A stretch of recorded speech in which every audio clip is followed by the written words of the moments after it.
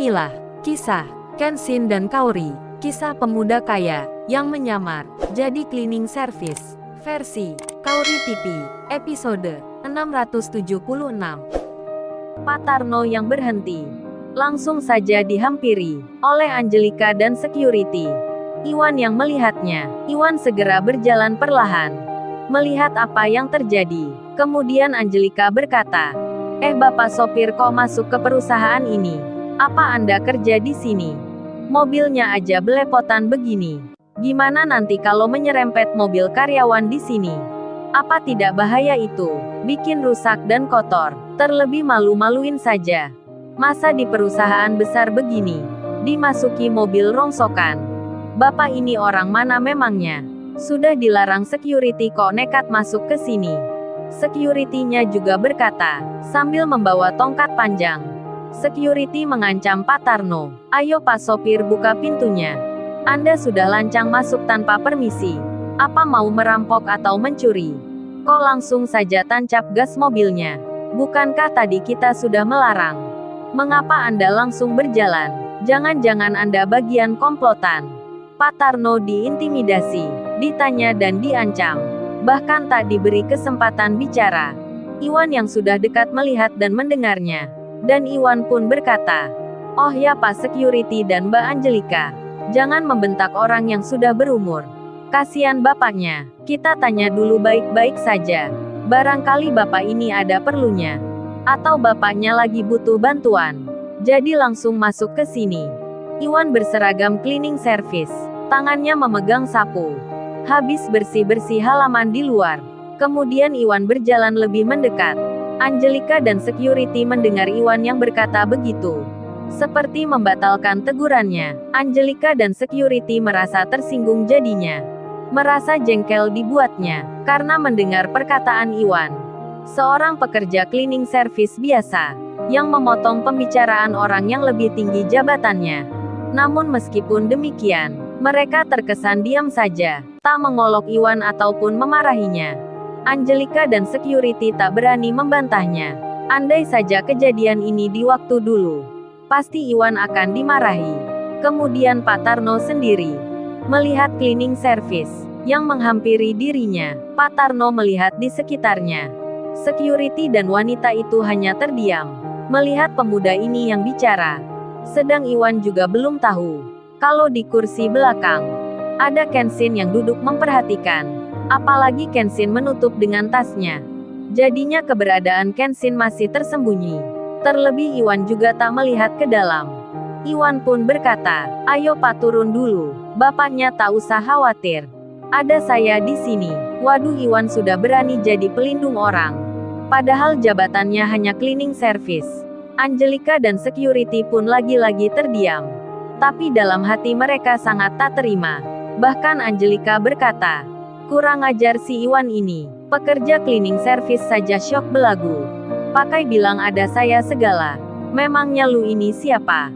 Pemuda dari desa saja sudah bicara pakai gaya. Mentang-mentang lu kenal tuan muda itu. Lantas bisa seenaknya bicara. Dasar lu orang desa. Merasa dekat dengan orang penting. Malah menyalahgunakan kepercayaan. Angelika jadi geram dengan Iwan.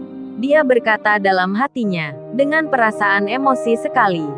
Begitu halnya dengan dua orang security, yang sangat-sangat marah pula. Namun mereka juga tak mengatakan, menegur dan menghardik Iwan.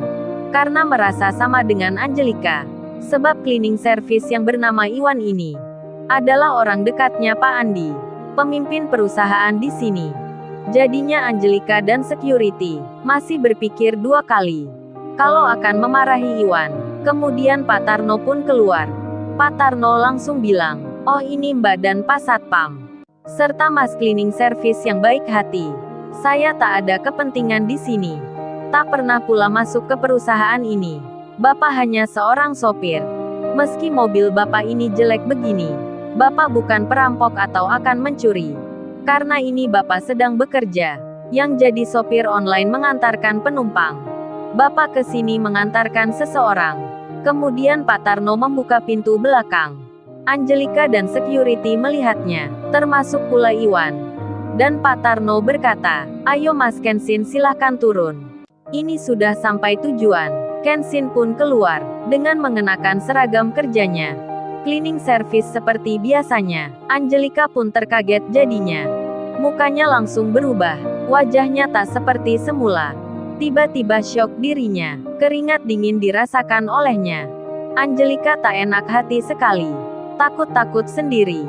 Karena baru saja menghina, memarahi dan melarang Pak sopir tua yang mobilnya dinaiki tuan muda. Begitu pula dengan security, yang pucat mukanya. Anaknya bos besar ternyata di sini.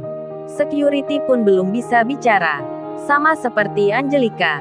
Sedang Iwan beda sekali. Iwan langsung menyapa Kenshin. Iwan bicara, "Lo bro, lu kok tiba-tiba muncul di sini? Kayak magic aja lu bro. Tanpa kabar langsung ada. Pakai menyamar naik mobil orang segala. Lu kagak telepon pula. Ada apa bro memangnya?" Kenshin menjawabnya. "Oh ini ada hal penting Wan, gak enak bicara lewat telepon. Soalnya masalah pekerjaan. Dan ada hubungan denganmu Wan." Iwan pun membalasnya. "Hubungan apa bro maksudnya?" "Oga bro, kalau gua dipindah kerja kantoran. Belum siap bro, aku kerja menjadi pegawai yang pakai dasi berseragam rapi dan bersih. Enakan gini bro jadi cleaning service. Meski tak banyak uang. Asal bisa menikmati kopi di jalan. Itu sudah bikin hati tenang." Iwan tertawa. Kenshin menyahutnya. "Alu Wan, bicaramu pakai berlebihan segala. Memang siapa Wan yang mau menawarkan kerja kantoran? Ini gua mau bicara tentang kerja cleaning service." Di saat itu Angelika pun mendekat. Langsung bilang pada Kenshin. Angelika berkata, "Oh ya tuan muda. Maafkan saya sebelumnya. Sebab baru saja ini, saya sudah bersikap tak sopan pada bapak ini. Bicara menghina pula. Saya pun gak tahu kalau ada tuan muda di dalam." Security-nya pun sama, berkata minta maaf pula. Kemudian Kenshin menjawabnya. Menjawab Angelika, "Oh ya, sejak kapan Mbak Angelika memanggil saya tuan muda? Biasanya kan panggil nama saja. Jadi panggil seperti itu. Jangan tuan muda segala. Masa kalah sama Iwan? Kerjanya cleaning service. Tapi Iwan memanggil saya seperti biasa. Dan untuk hal yang baru terjadi, Mbak Angelika harus introspeksi diri. Jangan suka merendahkan orang, menghina dan meremehkan. Apa Mbak Angelika belum mengambil pelajaran dari kita di waktu yang lalu? Sudah berapa kali saya bilang, hal itu tak boleh dilakukan." Angelika pun khawatir. Kejadian ini akan diberitahukan pada atasan. Apalagi yang bicara tuan muda. Anaknya yang punya perusahaan. Pasti nanti akan kena teguran. Atau juga kena hukuman. Kemudian Kenshin bilang, "Ya sudah Mbak Angelika. Anggap saja saya ini HRD di sini. Yang akan memberikan hukuman pada Mbak Angelika secara langsung." Mendengar Kenshin bicara begitu, Angelika pun deg-degan hatinya. Takut-takut dirinya, kalau akan diberhentikan kerja. Security-nya pun sama, jadi khawatir semua. Kemudian Kenshin bicara. "Oh ya Mbak Angelika, apa Mbak Angelika pernah bikin kopi sebelumnya?" Angelika menjawabnya, "Oh itu mas, saya sering sekali." Dan Kenshin pun berkata, "Ya sudah, sebagai hukumannya, Mbak Angelika bikinkan kopi untuk saya." Salah, maksudnya kita bertiga. Untuk Iwan dan Pak Tarno juga. Sudah, itu hukumannya. Mbak Angelika yang harus membuatnya. Membuatnya harus di dapur office girl. Biar Mbak Angelika bisa merasakan gimana kerja membuatkan minuman untuk karyawan. Kenshin tersenyum. Dan di luar dugaan, Angelika malah suka. Langsung saja menjawabnya. "Siap-siap mas, saya akan bikinkan." Tanpa banyak bicara, Angelika pun ke dapur office girl. Para office boy dan office girl yang lagi kerja. Mereka jadi terheran semua.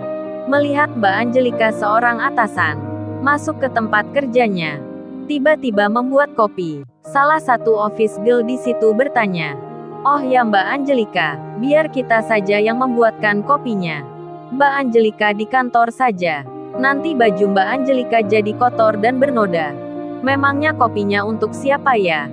Bukannya menjawab, Angelika malah bertanya, "Oh ya, susi kopi yang paling enak di sini yang mana? Cepat bawakan ke sini. Dan kamu bikinkan 2 kopi. Yang satu biar saya sendiri. Tapi ingat jangan cerita ke siapa-siapa. Kalau aku bikin hanya 1 kopi. Susi pun mengiyakan. Angelika malah sengaja bikin kopi hanya untuk Kenshin. Sedang para office boy dan office girl pun memperhatikan. Dalam hati mereka bertanya, memang siapa orang spesial itu? Sampai dibikinkan Mbak Angelika. Mereka penasaran dibuatnya. Lalu, bagaimana kisah selanjutnya? Subscribe channel ini untuk episode berikutnya. Terima kasih.